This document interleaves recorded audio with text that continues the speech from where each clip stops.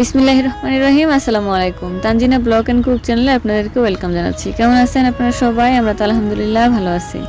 নতুন আরেকটি ভিডিও নিয়ে চলে এসেছি, আশা করছি পুরোটাই দেখবেন স্কিপ না করে। তো এই তো দেখতে পাচ্ছেন আমরা একটা মার্কেটে এসেছিলাম। ভাই একটা মার্কেটে এসে আমরা তো অবস্থা খারাপ, যে ভিডিও তো করতেই পারি নাই, এত মানুষ ছিল। রোজার বাজার করতে শুধু আমরাই আসি নাই, অনেক মানুষ এসেছিল। তো এটা হচ্ছে একটা ইন্ডিয়ান শপ। এখানে হচ্ছে আমরা বাঙালি ইন্ডিয়ান যারা আছি সবাই এসেছে যে রোজার বাজার করতে। তো এই জন্য হচ্ছে ভিডিও করতে পারি নাই। কি আর ভিডিও করব, তেল লবণ তেল পেঁয়াজ এগুলো ছাড়া আর কি বাজার করা যায়। তো এগুলাই 1 মাসের জন্য নিয়ে নিয়েছি, যা যা লাগে মশলাপাতি, বেসন, আটা, ময়দা, চিনি, যা যা লাগে আর কি রোজার মধ্যে আমাদের। তো এই হচ্ছে অবস্থা। তো এগুলাই অনেকগুলোই বাজার করা হয়েছে, পুরা 1 মাসের তো কম না। শুধু আমরাই যে রোজার মধ্যে খাই তাও তো না, আল্লাহ তো অন্য অন্য আমাদের মাধ্যমে অন্য অন্য মানুষেরও রিজিকে রাখে। তো তাদের জন্য সব মিলিয়ে আমরা বাজার করি। এই হচ্ছে অবস্থা। তো বাজার করে তারপর হচ্ছে ওর বাবা আবার নিয়ে এসেছে যে চলো রাত হয়ে গিয়েছে, আমরা ম্যাগনোসে যাই, হচ্ছে একটু খাওয়া দাওয়া করি, বার্গার। তারপর হচ্ছে বার্গার খায়, সায়ান হচ্ছে পাতাতিনে এগুলো খায়, মানে ফ্রেঞ্চ ফ্রাই এগুলো খাওয়া দাওয়া করবে, কোক খাবে। তো এই জন্য ওর বাবা একটু বললেই ও চলে আসে এখানে। খুব বেশি খায় না, ও 1টা 2টা এরকম খায়, খুব বেশি খায় না। যাই হোক, বাচ্চাদের যেটুকু খাবার আর কি, তো অত বেশি খেতে পারে না, 1টা 2টা নিয়ে খাবে, খেয়ে দিয়ে আসলে বেশিরভাগ খেলতেই আসে। তো এখানে অনেক খেলার জিনিস আছে, ওগুলো দিয়েই খেলছিল। এই হচ্ছে অবস্থা। তারপর হচ্ছে খাওয়া দাওয়া করে আমরা বাসায় যে শুয়ে পড়েছিলাম, আর কিছু করি নাই। আর সামনে রোজা আলহামদুলিল্লাহ, এই তো বৃহস্পতিবার ইনশাল্লাহ আমাদের রোজা। তো আল্লাহ যেন ঠিকঠাকভাবে রোজাগুলো করতে দেয় সেই আশায় আছে আলহামদুলিল্লাহ, রোজাগুলো যেন করতে পারি। আপনারা আমাদের জন্য দোয়া করবেন, আপনাদের জন্য আমরা দোয়া করি আলহামদুলিল্লাহ।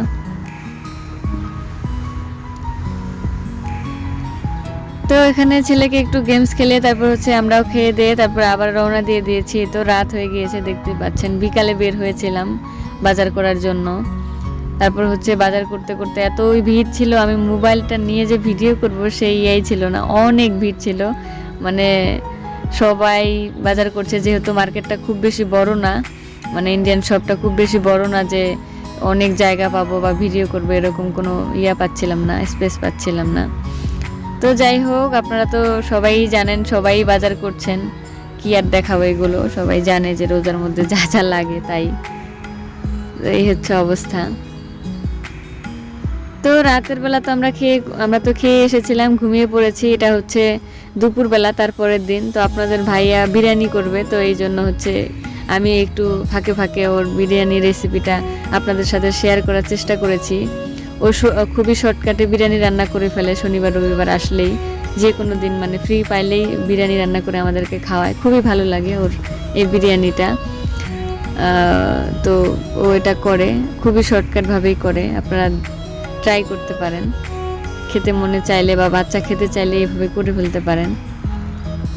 প্রথমে তেল দিয়ে দিয়েছে, তারপরে এলাচ, দারুচিনি, লবঙ্গ এগুলো দিয়ে পেঁয়াজটা হালকা ভেজেই মাংসটা দিয়ে দিয়েছে, কারণ পেঁয়াজ আর মাংস একবারে ভাজা ভাজা করবে, তারপর হচ্ছে মশলাগুলো অ্যাড করবে এই জন্য।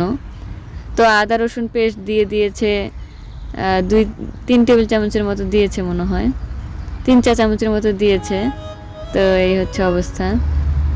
তো কাঁচামরিচ দিয়ে নিয়েছি। আমরা তো শুকনো মরিচ খুবই কম খাই, শুকনো মরিচ খেলে গ্যাস্ট্রিক হয়, তো এই জন্য খাওয়া হয় না। তো কাঁচামরিচটাই বেশি খাই, যার যেটা পছন্দ আর কি। তো লবণ দিয়ে দিয়েছি পরিমাণ মতো, তারপর জিরা গুঁড়া, ধনিয়া গুঁড়া, গরম মশলা গুঁড়া, হলুদের গুঁড়া, এগুলো সব কিছু 1 চা চামচ করে দিয়েছে। মরিচের গুঁড়া 1/2 চা চামচ করে দিয়েছে, কারণ হচ্ছে বিরিয়ানি মশলা দিবে, এগুলো কমই দিল। এই হচ্ছে অবস্থা। আর আমরা বিরিয়ানি রান্না করলে একা একাই খেয়ে ফেলি না, আসলে ওর আব্বুর ওই অনেক ফ্রেন্ড আছে, যে বাঙালি শুধু না, মানে হচ্ছে অন্য অন্য দেশেরও আছে, তো ওদেরকেও দেয় মাঝে মধ্যে, যে আমাদের জিনিসগুলো একটু খেয়ে দেখ, দেখে বুঝ কেমন লাগে। তো এই হচ্ছে অবস্থা। তো ওনাদেরকেও দিবে।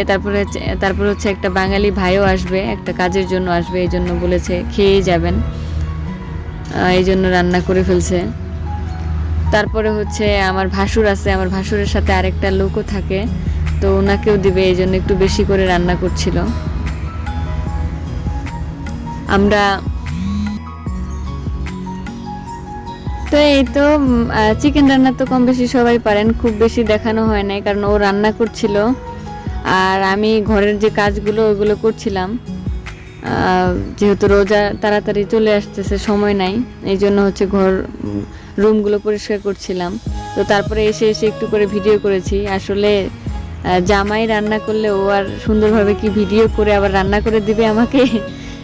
রান্না ঠিকই করছিল, কিন্তু ভিডিওটা আমাকে একটু একটু করে নিয়ে যেতে হয়েছে। তারপরে হচ্ছে ও চিকেনটা রান্না করে ফেলেছে আলু দিয়ে। আর তো এখন আবার একটু তেল দিয়ে এলাচ দারুচিনি দিয়ে ভেজে নিচ্ছে পেঁয়াজের সাথে, চালটা ভেজে নেবে। তো এই তো চাল নিয়েছে হচ্ছে 6 কাপের মতো। তারপরে হচ্ছে চালটা একটু ভেজে নিবে, তারপর হচ্ছে আদা আর হচ্ছে বাটার এগুলো দিয়ে নিচ্ছিল। আসলে রান্না তো ও করেছে, এই জন্য আমি খুব বেশি মনে করে বলতে পারছি না, দেখে তারপর বলতে হচ্ছে। এই হচ্ছে অবস্থা। আর আমি কিন্তু আমার ছেলেকে দিয়ে পার্কেই বসে ভয়েস দিচ্ছি কয়েকদিন থেকে, এই জন্য নানান রকম শব্দ আসতে পারে, আপনারা প্লিজ ক্ষমা দৃষ্টিতে দেখবেন। এই তো চালের মধ্যে মটরশুঁটি দিয়ে নিয়েছে, মটরশুঁটি দিয়ে এটা চালটা ভালো করে ভেজে নিল। তারপর হচ্ছে তো গরম পানি দিয়ে দিচ্ছে হচ্ছে 12 কাপের মতো, যেহেতু চাল দিয়েছে 6 কাপ, তো 12 কাপ পানি দিয়েছে। পানিটা কিন্তু গরম দিতে হবে।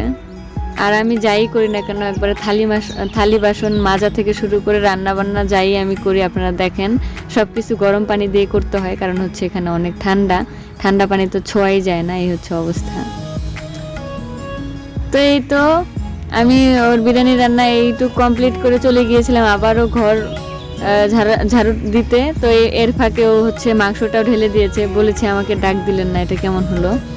তো যাই হোক, আপনারা মাংসটা এভাবে মিলিয়ে নেবেন। চালটা হয়ে গেলে হালকা হালকা চালটা ফুটে আসলে মাংসটা মিলিয়ে রেখে দিতে হবে।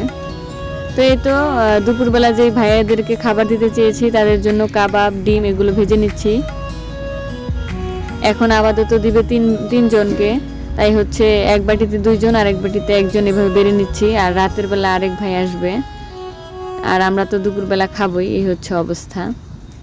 তো আপনারা প্লিজ আমার চ্যানেলটা সাবস্ক্রাইব করবেন, ভিডিওতে একটা লাইক দিয়ে দিবেন, আর আমার পাশে অবশ্যই থাকবেন। আজকের মতো এই পর্যন্তই। সবাই ভালো থাকবেন, সুস্থ থাকবেন। আল্লাহ হাফেজ।